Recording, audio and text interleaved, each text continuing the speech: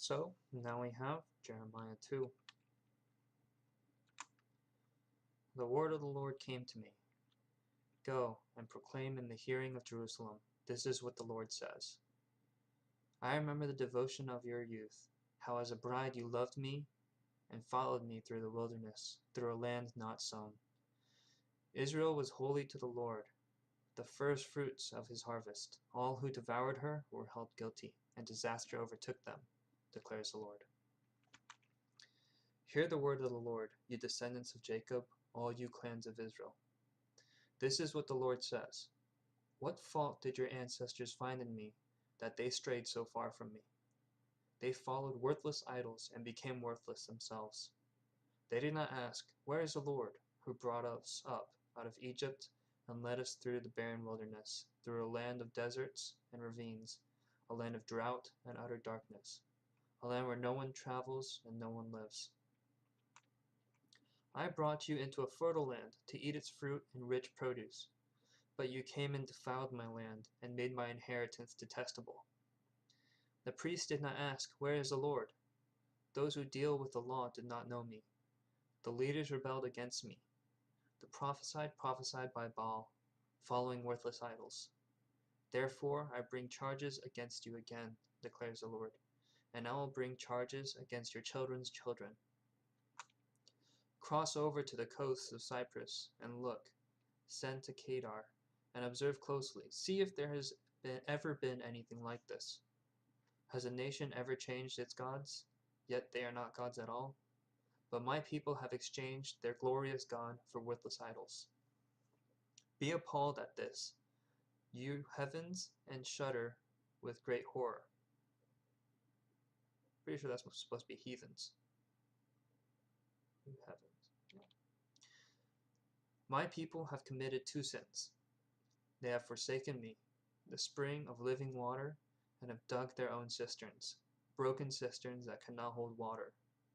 Is Israel a servant, a slave by birth? Why then has he become plunder? Lions have roared, they have growled at him. They have laid waste to his land. His towns are burned and deserted. Also, the men of Memphis and Taphanes have cracked your skull. Have you not brought this on yourselves by forsaking the Lord your God when he led you in the way? Now why go to Egypt and drink water from the Nile? And why go to Assyria to drink from the Euphrates? Your wickedness will punish you. Your backsliding will rebuke you. Consider then and realize how evil and bitter it is for you when you forsake the Lord your God and have no awe of me, declares the Lord Almighty. Long ago you broke off your yoke and tore off your bonds. You said, I will not serve you. Indeed, on every high hill and under every spreading tree you lay down as a prostitute. I have planted you like a choice vine of sound and reliable stock. How then did you turn against me into a corrupt wild vine? Although you wash yourself with soap and use an abundance of cleansing powder, the stain of your guilt is still before me, declares the sovereign Lord. How can you say, I am not defiled? I have not run after the Baals. See how you have behaved in the valley. Consider what you have done. You are a swift she-camel running here and there, a wild donkey accustomed to the desert, sniffing the wind in her craving. In her heat, who can restrain her? Any males that pursue her need not tire themselves. At mating time, they will find her. Do not run until your feet are bare and your throat is dry. But you said, it's no use. I love foreign gods, and I must go after them. As a thief is disgraced when he is caught, so the people of Israel are disgraced. They, their kings and their officials, their priests and their prophets.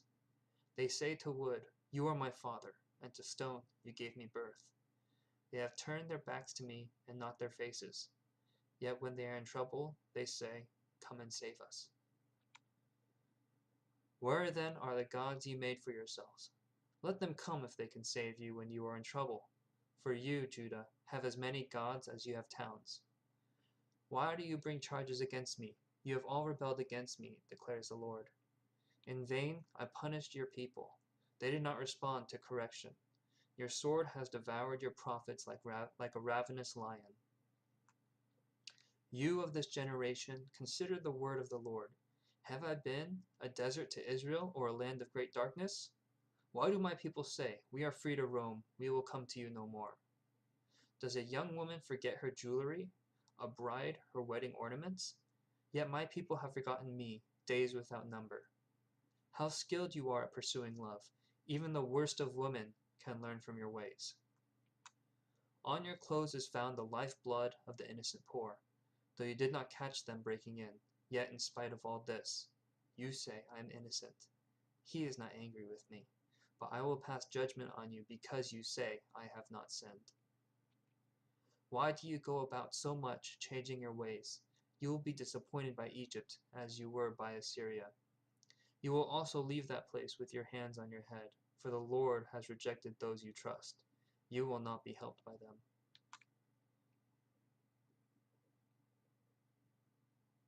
That's a chapter.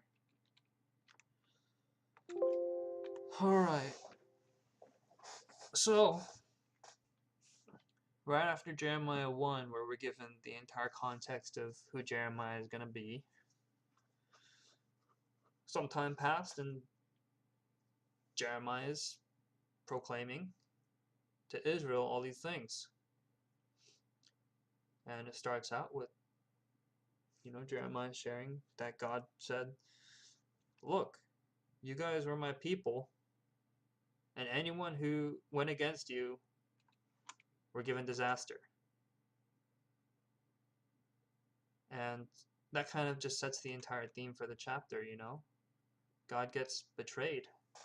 God feels like, he led them out of Egypt where they were enslaved for a lot of years. And now that, he's freed them, it's like he just got used and thrown away.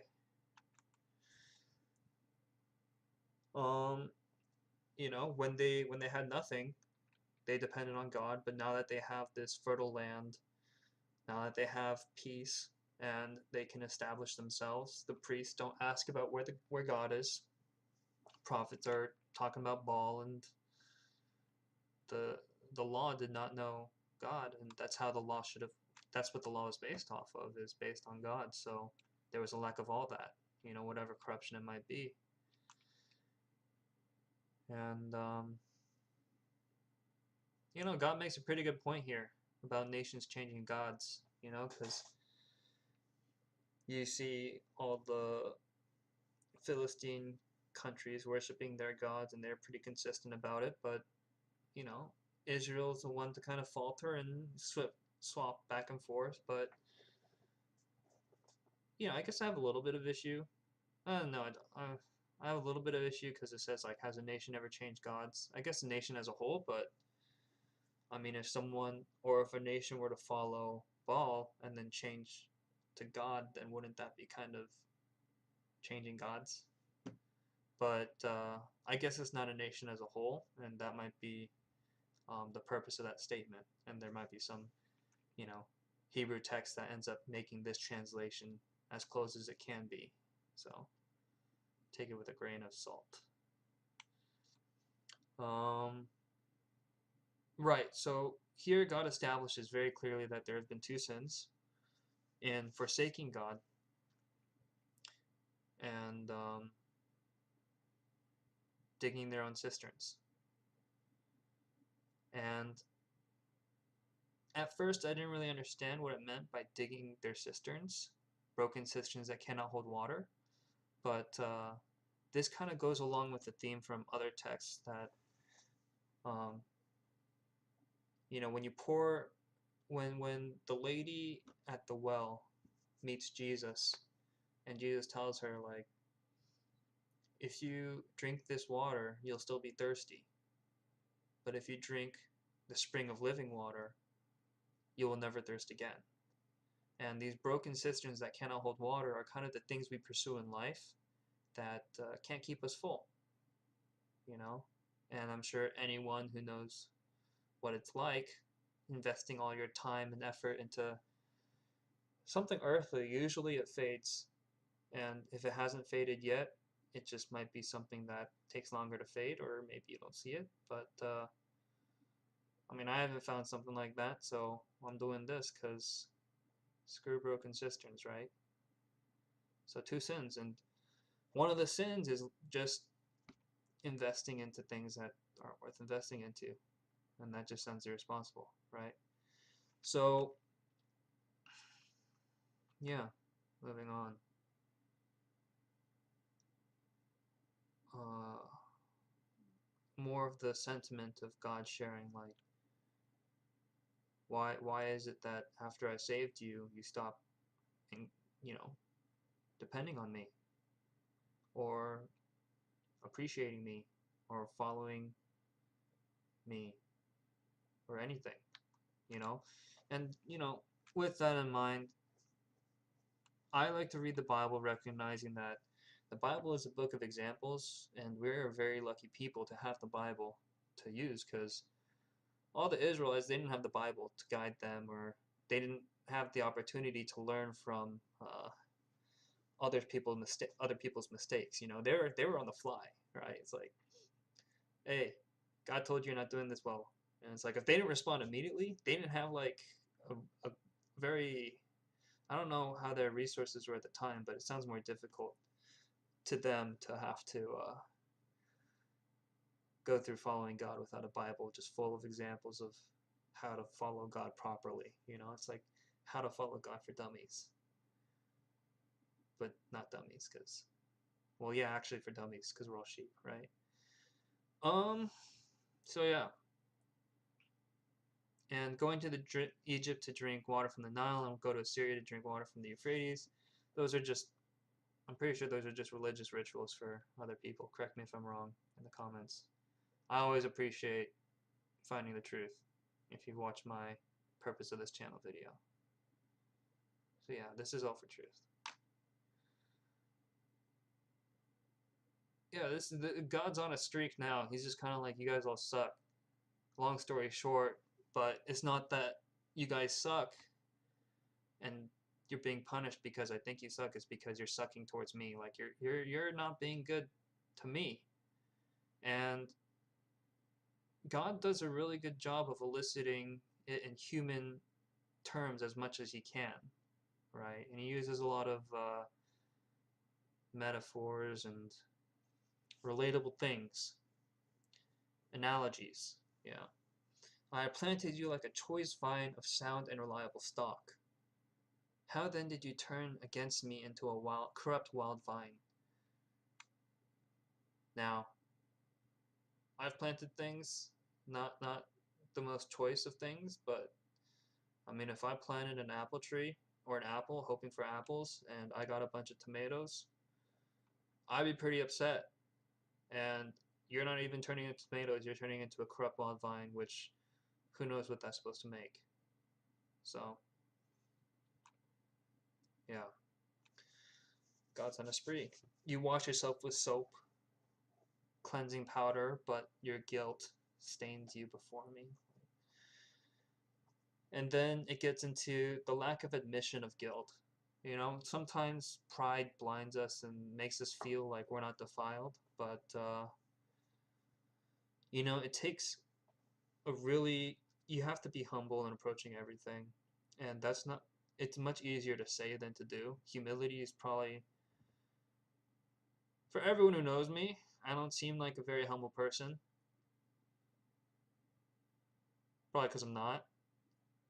I don't, being humble kind of sucks, but I'm working on it, and being humble has opened my eyes in a lot of ways in recognizing my sin and focusing more on good things.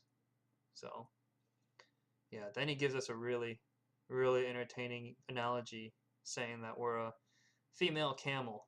And I don't know if this is where calling female animals came from, like, female dogs.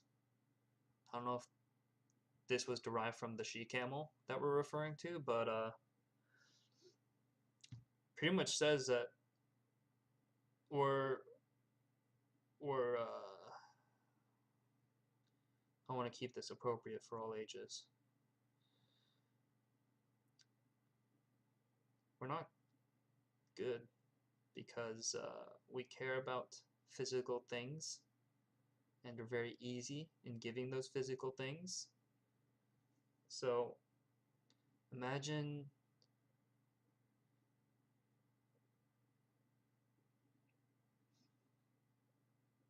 being given a very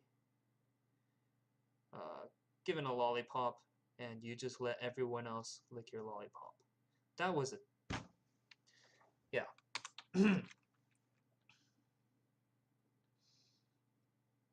Do not run until your feet are bare and your throat is dry, but you said it's no use. So I mean, this part right here is going back to the entire cistern idea, and that your cistern is one that is broken and it keeps draining, but despite it being empty and dry and you losing everything to the point where your feet are bare, because if anything you want to keep your sandals in this context, people still pursue these broken cisterns, these things that will never fulfill them. And you know, thief is disgraced when caught. So the people are, yeah, so it's just like, you guys, it's kind of like you guys don't feel ashamed, but you really should be. And this is why, and this is how you guys have been acting. And it doesn't feel good being told why you're being dumb, but sometimes people need to be told you're dumb.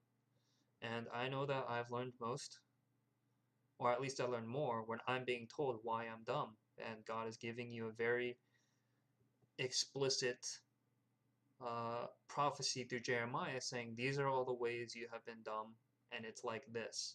You might not understand it, but these are ways that you might be able to understand. Being the throat is dry, you're like a female donkey that gives your lollipop, or female camel that gives your lollipop to everyone else.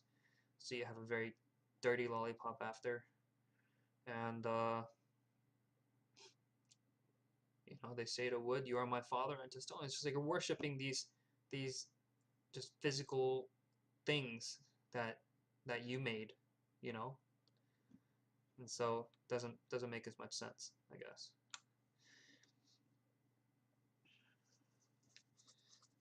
And then God's just saying like, yo, like, why are you calling on me when you're in trouble, but then you worship all these other people? That doesn't make sense. And then you blame me afterwards, but you all rebelled. And then it almost sounds like God's like in a state of having given up a little bit. It's like, in vain I punished your people, in vain.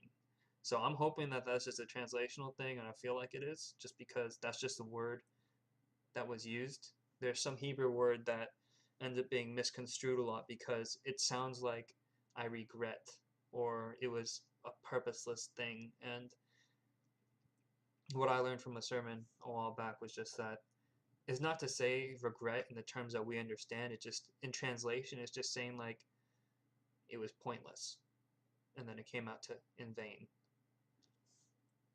And they did not respond to correction.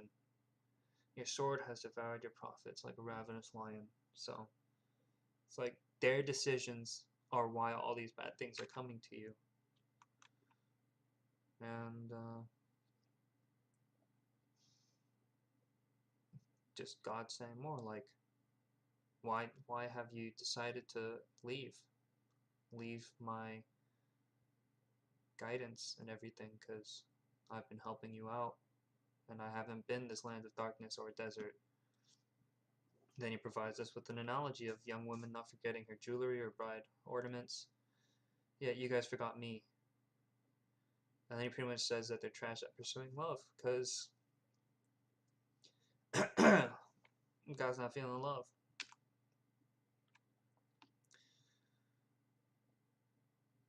On your clothes, you do not catch them breaking in. You are innocent.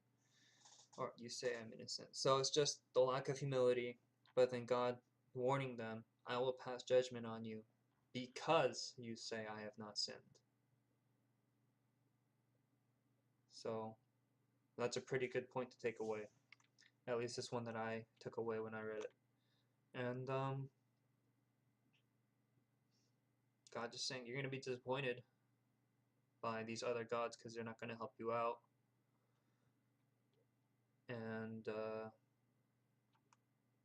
that's Jeremiah 2. So, like I said in my Jeremiah 1 video, I don't like the idea of doing prayers on video because I think that that's a personal thing to do with God. But, you know, going through these chapters, I just try to take a couple points away and try to think about it throughout my day, just so that I can kind of do more than reading the word, because just reading the word, that's good, but living it, breathing it, seeing it, or seeing through the lens of it, I think is kind of the point, you know, faith and action. You can't have one or the other, you need both. So, you know, I just recommend, you know, reading. Hopefully this just makes people want to read the Bible, because God says some dope stuff sometimes, and God spits fire when he needs to spit fire, and you know, sometimes we need to get burned a little bit to realize that I was trying to think of something that would make sense, like that you're drowning, but something like that. Yeah, so